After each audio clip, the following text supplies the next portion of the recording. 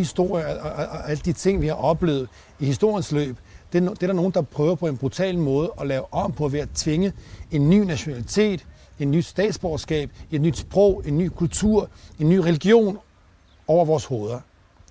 Og det er sgu det er folkedrab, det er åndeligt folkedrab. Labović skal besøge Milica Pavićević, et af de levende symboler på serbisk historie. Došao si da glasaš da braniš svoju otadžbinu kao svoji tvoji djedovi što su odlazili u Crnu Goru. Overalt i Pavićevićs kælder billeder af ham sammen med nogle af de afgørende serbiske aktører på Balkan.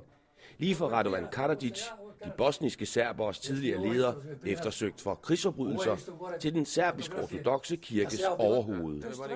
For Pavićević er en adskillelse fra Serbien nærmest utænkelig. To je nešto strašno. Odvojiti jedan isti narod, jedna vjera, jedna crkva, jedan jezik. Dakle, kako će da živimo mi da ni stavi granicu zid?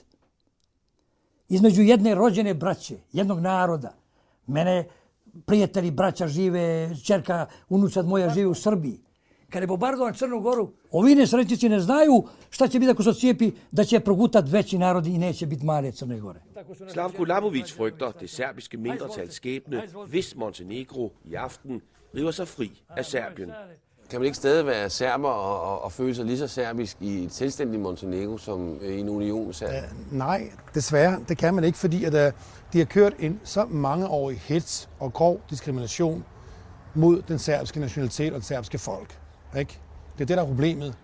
Så det bliver jo ikke rart at være serber.